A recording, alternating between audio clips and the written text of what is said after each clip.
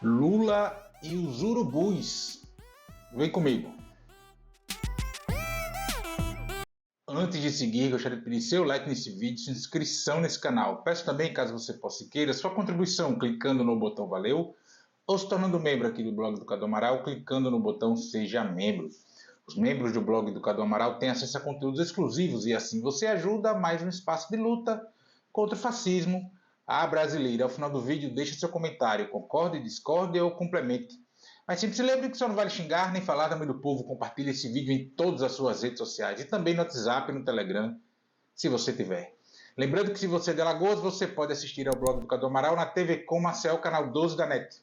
Se você não é de Alagoas, você pode assistir a TV Com no link que está na descrição desse vídeo. Obrigado. Quarta-feira, 11 de dezembro, são agora 7 horas da manhã, e o Lula se submeteu, ou foi submetido a uma cirurgia para retirar um hematoma da cabeça em consequência de uma pancada que levou no crânio alguns meses atrás. Há quem atribua, inclusive, que o mercado financeiro gostou de ver Lula numa mesa de cirurgia. Comentaristas da mídia hegemônica buscam antecipar 2026 com base na saúde de Lula, tal qual afirmei por aqui quando dessa conversa lá com o Joe Biden nos Estados Unidos, ainda antes, inclusive, de ele renunciar à própria candidatura à reeleição daquele país. O Centrão chantageia o governo por causa das emendas parlamentares, colocando inclusive na mesa, para resolver isso, o ajuste fiscal recém-anunciado pelo ministro Fernando Haddad e, consequentemente, o orçamento da União para 2025. O Centrão quer que o governo faça o Supremo Tribunal Federal parar de exigir o cumprimento da Constituição para o pagamento das emendas parlamentares. A Constituição determina, em seus artigos 5º, 37 e 216, que haja transparência na execução do orçamento público, ou nas ações públicas mais diversas. As decisões do STF têm vindo do ministro Flávio Dino, inclusive em consonância com a Rosa Weber, que tinha a relatoria, o comando dos casos das emendas parlamentares no Congresso Nacional antes de se aposentar e antes do Flávio Dino assumir uma cadeira no Supremo Tribunal Federal.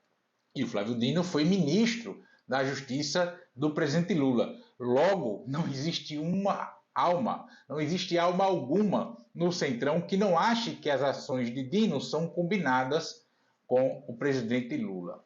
A Advocacia Geral da União até entrou com uma ação em favor das decisões do Congresso Nacional em torno das emendas. E o governo editou, na véspera de eu gravar esse vídeo, uma portaria meio ali no meio termo entre o que o Centrão quer e o que o STF exige, para liberar emendas empenhadas, inclusive, antes de as decisões do Flávio Dino iniciarem. Ministros do Supremo Tribunal Federal ouvidos pela imprensa até gostaram do teor da portaria, dizendo que está no rumo certo, ou coisa que valha. Mas se vocês acham que o Centrão é sedento por recursos públicos, evidentemente, se preparem para o que está por vir. Este ano de 2025 é ano pré-eleitoral.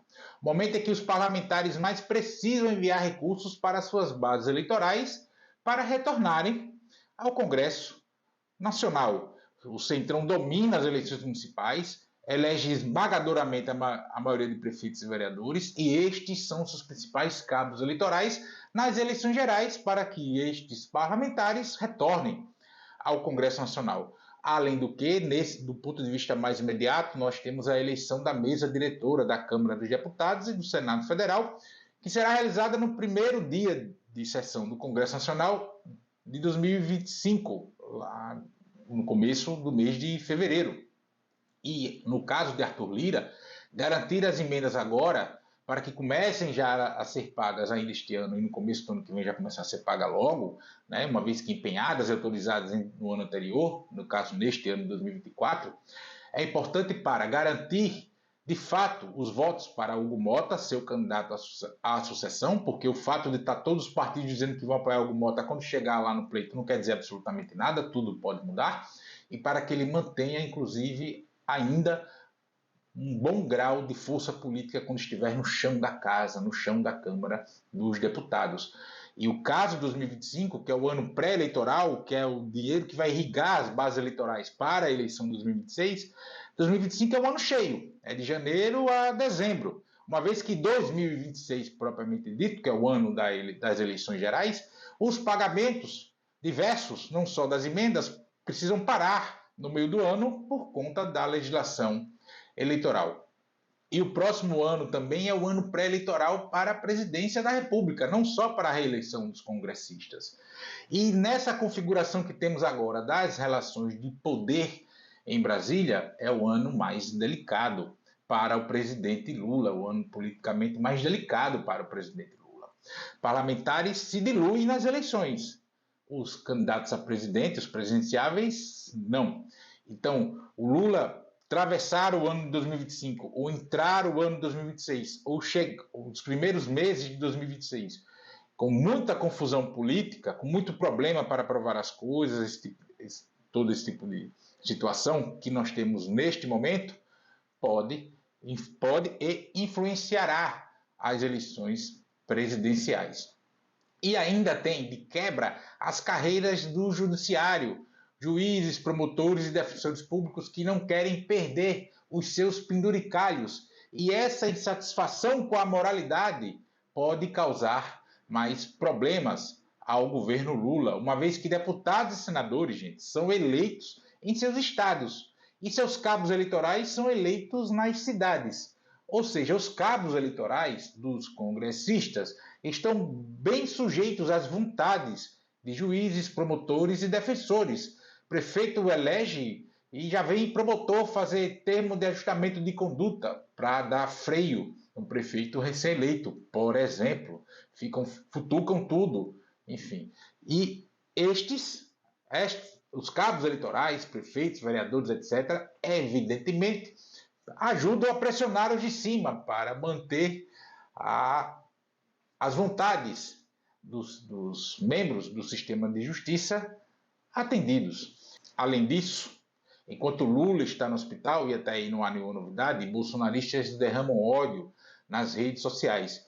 E o filho rachadinha do capitão do Exército, que está na iminência de prisão, o tal do senador Flávio Bolsonaro, infla mais ódio contra Lula nas redes sociais. A ida de Lula ao hospital destacou os urubus com que Lula lida todos os dias, sempre sedentos por carniça. Lula dá pelo menos 3 nós no mesmo pingo d'água todos os dias. O Lula, gente, está bem de saúde e nessa condição deverá chegar em 2026. Os problemas são os que sempre se teve nesse mandato agora no Lula 3.